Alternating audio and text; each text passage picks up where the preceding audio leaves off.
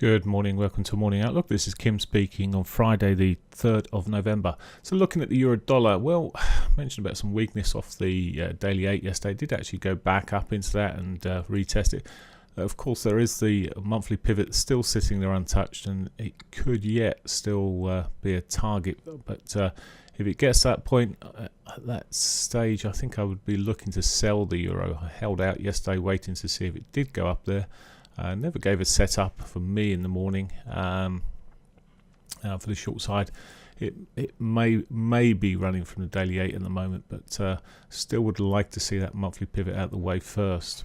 It's just a case of patience, really.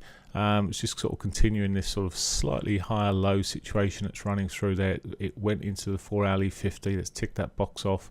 But as I say, it does just have that monthly pivot above, which may be the point at which I can look at shorts. Now it is breaking down a intermediate time trend line that's sort of running across these lows here, but it's almost stepped outside it, so not totally convincing and just bouncing off the daily pivot at the moment.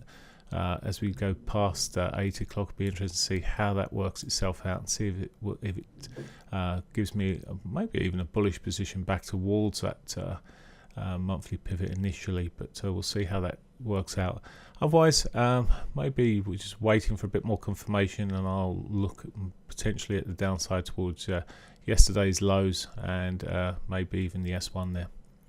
Okay, that's the euro. The pound. Now the pound took a bit of a hammering. It's sell on the news certainly yesterday, and they certainly did sell on the news there. It popped and dropped as expected.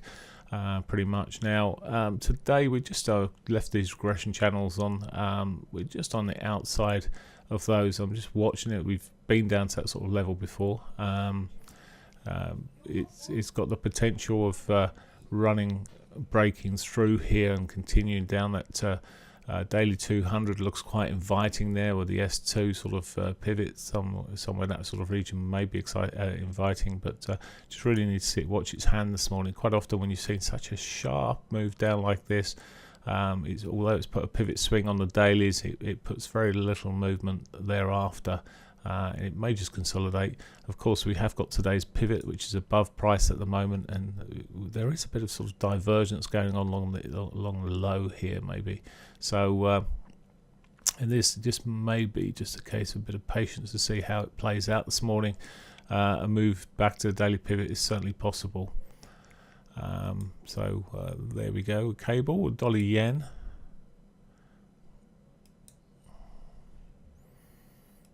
Dollar yen this morning. Well, yesterday is put this sort of hanging man sort of doji sitting there, not totally convincing. It's really slowed up from where it is now. I was looking yesterday for the potential long side for the continuation, but to me it's now chopping, and it may just get stuck in this phase where it's sitting. So not easy to do too much with at that point. So chopping along nicely at the moment. So looking through these time frames, little to be done for now. Okay, dollar yen, Aussie dollar. If we can switch to Aussie dollar, that'd be good. Thank you. Oh, this software. Okay, so Aussie dollar yesterday is looking at this, seeing to get a rollover from the weekly. It just air kissed the monthly pivot there. It just actually went up in the end and properly hit the monthly pivot, and then it's been rolling over. So it's now a case of, can it continue in this vein, in this roll? Of course, we've got the daily pivot above, but that's already been touched. We've already hit the S1, so really the potential for it to run back up isn't great, although again there's a bit of divergence.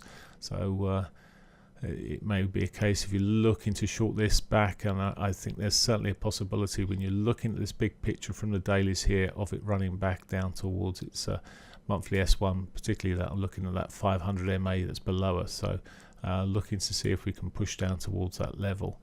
But it may just need a bit of patience if you're not in the trade to get in the trade today or Monday. That's the Aussie dollar. And finally, the Canadian dollar.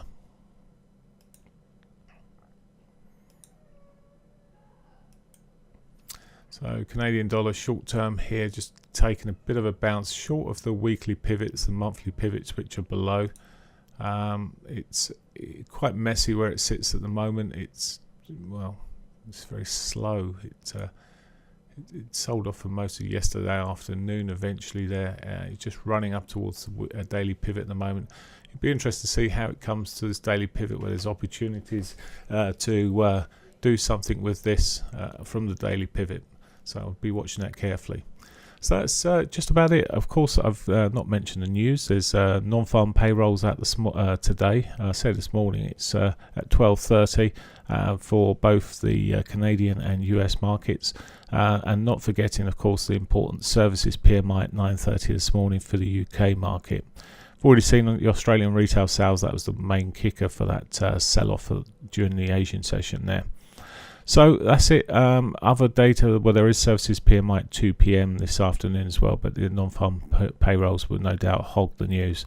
That's it for me. I'll speak to you on Monday. Bye for now.